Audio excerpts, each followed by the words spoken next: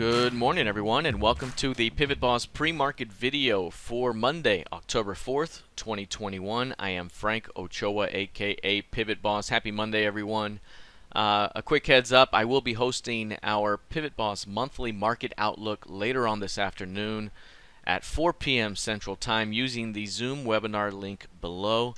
Please join me later on this afternoon. This is a free event open to everyone. We will be looking at stocks, futures heading into Q4 and the end of the year, and we have a ton of great ideas here to bring to the table. So we're going to be looking at higher time frame opportunities here and talking markets. I'll also take your requests. So again, please join me later on this afternoon for our monthly outlook at 4 p.m. Central Time. All right, let's take a look here at the ES. You'll see here the ES right now trending up overall, a big time pullback in the month of September, where it closed literally or basically right on the lows of the month. The first trading day of October, Friday, tremendous rejection, a major piercing day all the way back up, rejecting the key range low here, and bounced 10 points shy of that significant LVN. And now we're seeing a retest here, a retest after rejection day, and that initial hold right now is what bulls want to continue to do throughout the day. Can they continue to hold it above the previous session's midpoint?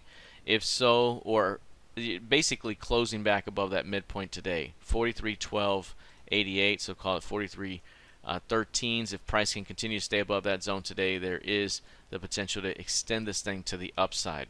Now, we have seen a downtrend persist here in the month of September.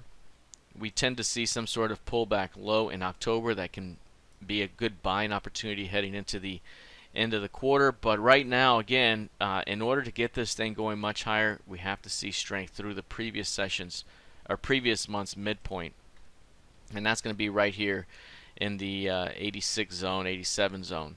If price can push through that area here and hold, that could provide an opportunity to open up the upside later on in the month. Otherwise, failure to get through that zone, failure to get back above the FOMC key levels could lead to another lower high opportunity within the current downtrend. So this level right here is very important the rest of the month. All right, let's take a look now at the NQ.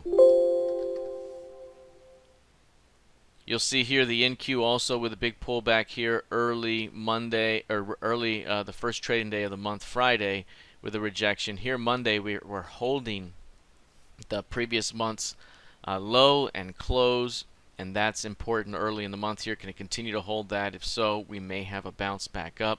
Again, very similarly to the ES, we have a downtrending month in the preceding month. We have a lower value relationship on the pivot range. Here's your monthly midpoint, which is 15.2. So price could rally all the way to that midpoint and still be a selling opportunity for bears. Bulls must overcome that area in order to open up the upper end of the range. So right now, still very bearish overall, but we are seeing early signs of rejection after a good pullback. Is this enough? Are the previous month's lows enough? Or do we need to come down here and reject the quarterly lows? That could still be in play. So right now, cautiously bullish here, but knowing that, you know, if there's a failure to hold the previous session's midpoint by the end of the day, that could lead to more weakness ahead. All right, let's take a look now at crude oil. Crude oil right now on highs, on new highs, and this may be 7-year highs right here. It's at least 5-year highs. This is a 5-year volume profile. You can see on the pullback here recently, it held inside the 8-period PIMA and bounced right here. We kept mentioning, can it continue to stay below the 75.52 level? If so, it opens up a pullback back to the FOMC and maybe down to the key range midpoint of 70.27. By Friday afternoon, price had closed back above the 75.52s, and here we are rallying yet again. So in this big bullish uptrend here, this pullback has led to another continuation. The midpoint held on Friday, now holding on the pullback early with a stop run day up. Very, very strong. And again, 76s, 75.52 still very important. This market has not found an ability to stay above these levels on a closing basis for 7 years. So to be able to close beyond there today would be significant. If it can continue to hold above 75.52 and work higher, would be very significant. It starts to open up the 80s. So continue to watch 76, 75.52 for signs of failure and or acceptance. Lastly, taking a look here at gold futures, you'll see gold right now is only down about 1/3%. It had a nice rejection here over the last couple of days where it bounced off the 1720 levels. A whole day on Friday right now, kind of mirroring that price action today. The 1743 level is the midpoint of that major transition day. So 1740 to 1745, big time zone here early.